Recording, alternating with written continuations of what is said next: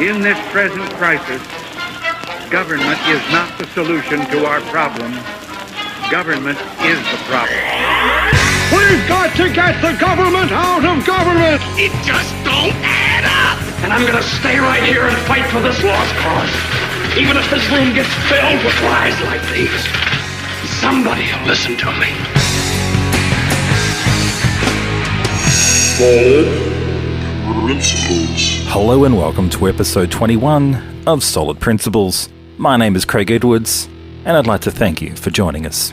As part of our 2010 Contender series, we head to the 8th Congressional District of California and speak with entrepreneur John Dennis, the man challenging House Speaker Nancy Pelosi this November. Solid Principles. When challenging a well-known incumbent, it has the tendency to monopolise the focus of talking points about the campaign. Bearing that in mind, let's place Nancy Pelosi aside for a moment and let's just speak about you. Could you share with us your background prior to your intention in throwing in your hat into the California 8th Congressional District race? Sure can. And by the way, it's a great question, and I agree that tends to happen, except I've really not spent as much time as people probably want me to on Nancy Pelosi because I have my own political philosophy that's much more important to me than anything that she does, and she's just emblematic of everything that's wrong with the federal government. So my background was, I grew up in Jersey City.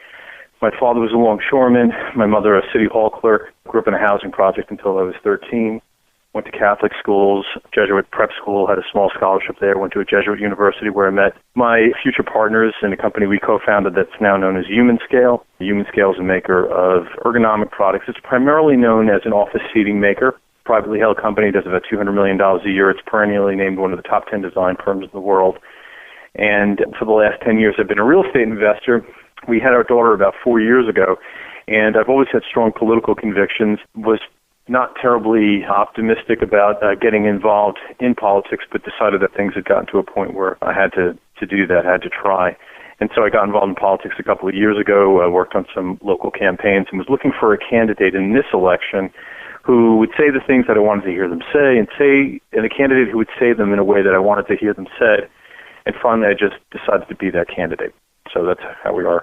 Was there any particular event that prompted you to enter the race? Did you cite a particular moment where you decided, that's it, I'm going to run? Well, I was approached late winter of 2008 to run in that election. It just wasn't, I didn't feel like I was ready for that. And then I was asked by the same people again, and I just think that what we're in right now, this malaise, if you will, it's not going away anytime soon, that the policies that we're following are going to extend it for many years to come, and that we need more voices for individual liberty and free markets out there. Well, this is your first run for office. You mentioned before you've been involved in working on other campaigns. Can that outsider factor help you in San Francisco, being identified as an outsider? Yeah, well, I think so. And I figured for my first election I would aim low and just go after, the third most powerful person in America. So, yeah, I think so. I mean, it seems to be, I haven't spent my life building a resume, to go into politics. And I think that's refreshing to most people. I have my faults as a candidate, faults as a person, but I'm just going to give people the raw truth and tell things the way I see them, and we'll let the chips fall where they may. I think that that's going to be refreshing because those are the kinds of candidates that I find appealing, and I think that there's an audience for that out there. Oh, John, please excuse this next devil's advocate factor about this next question, but San Francisco is the heart of American liberalism, the home of House Speaker Nancy Pelosi, who you are challenging. An outsider would point out that you being a Republican, that would make you the most popular kid on the block and that your chances of victory are slim. John, what would you say to the naysayers? I would say that I agreed with when we started the campaign. I mean, our goals were much more modest than, winning in the conventional sense. In this election, we set out to do other things, to get our message out and just do other things. We had other objectives. But the truth is that during the campaign, the hardcore volunteers that we have were very enthusiastic and committed to the campaign. We all, within about a week's time at one point, realized with our contacts in the Democratic Party, and not in the party, but with Democratic voters and independent voters, that there were a lot of votes to win. And then we all started doing the math and saying, well, if this scenario played out, and then most of us came to the conclusion that it is possible for us to actually win this thing. And, political consultants have said, don't talk about that because people won't take you seriously. But then after the Scott Brown election, everyone's asking us about it now. So the truth is that there are a lot of Democrats who are very upset with Nancy Pelosi for all of the things that she does and for everything she seems to represent and just her overall arrogance and hubris. So that's going to work in our favor. And, independents their frustration level is incredibly high. I think the real issue for us right now is if we can execute the campaign, stick with the message that we think it will connect with people, I think that Nancy Pelosi might, at the end of the day, be a paper tiger. Continuing on about the recent Massachusetts Senate election that you mentioned, it was a traditional blue state stronghold. The Democrats and independents swung towards Brown. And can this really happen in San Francisco? I mean, could you see the unthinkable happen this year where you see the late Ted Kennedy's seat go towards Scott Brown? You could see Mark Kirk in Illinois pick up Barack Obama's old Senate seat. And if you defeat Nancy Pelosi, that's quite a hell freezes over scenario. Well, there you have it, It was Barack Obama's seat, and I think it might have been Paul Simon's seat at one point, another staunch liberal in Illinois. If we perform the way that Scott Brown performed in Massachusetts with independents, then we're well on our way. The reality, though, is that as we talk to independents here are far more frustrated with Nancy Pelosi than those in Massachusetts, and we could actually do better. So we're in the game.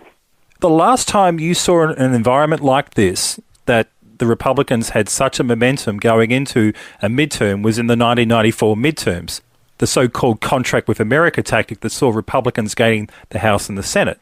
Also, another factor to consider in the last midterms in 2006, that President Bush's approval rating was at 40%. At the time of this interview, some polls have indicated and placed Barack Obama at 44%. Do you think there might be enough for the Republicans to gain in November, or do you think maybe the Democrats are going to try to remind voters about the Bush years that also could prompt the Republicans into making an updated contract with America just to reassure voters? Yeah, well, that's already happening out there. There's another contract with America thing. It's got a different name. I think it's a contract from America is the new one that's being driven by a guy by the name of Jason Chavetz, who had an upset victory in Utah recently. The Republicans had a lot of momentum. Even though they had lost the presidency in 92, there was still momentum in the House and in the Senate prior to that for them. And so what they had to overcome was not quite as much as the Republicans have to do now. But sure, it's possible. I mean, they could do it, and you'll certainly see that, and you will certainly see the Democrats pull out all the stops. They will constantly remind people about George Bush, and suspect to see that if I actually, within striking distance of Nancy Pelosi, you'll see them pull all kinds of tricks like that with me, whereas the truth of the matter is that I was very frustrated with my own party while George Bush was in power because this party grew the federal government faster than any administration since LBJ. And that's one of the reasons that drove me into politics in the first place, was frustration with my own party. So sure, they're going to try and do everything, pull out all the stops, but we'll see how it plays out. I'm not so sure it's going to be successful. I'm going to share with you a conversation I had with an acquaintance last night.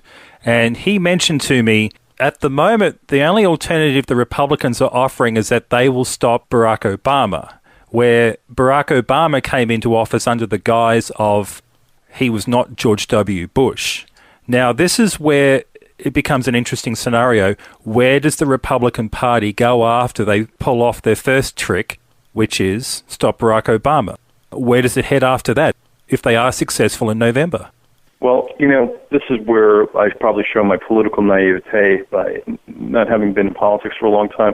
It won't be good enough for me just to get Barack Obama out. If you replace Barack Obama with someone, equally inept and ideologically off base, what have you gained? So over the holidays, I read Barry Goldwater's Conscience of a Conservative. I was reminded that when the Republicans had control of all three branches of the federal government in the early 50s, they behaved much the same way they did in the early part of the 2000s, in that they grew the government faster than the previous big spending Democratic administration. That's just not acceptable, and it's not even feasible this time around. So we have to go in with the goal in mind of actually changing government and reducing its size and start driving the government back into the confines of its constitutional constraints.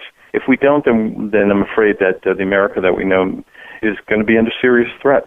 Well, you mentioned the early 50s there, and I've just been finishing reading a book called one step from the White House, the rise and fall of Senator William F. Noland, who was a California Senate Majority Leader during the Eisenhower administration and then became Senate Minority Leader. I mean, there's a bit of a saga to that.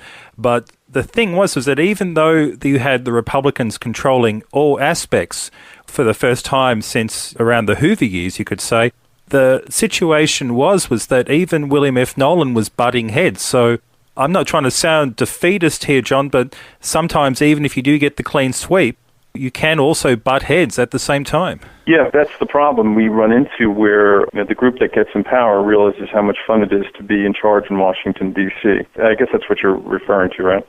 Yeah. I can't say that my ideas will prevail. All I can speak to is how I'll behave when I'm in Washington, D.C. as a representative from California's 8th Congressional District.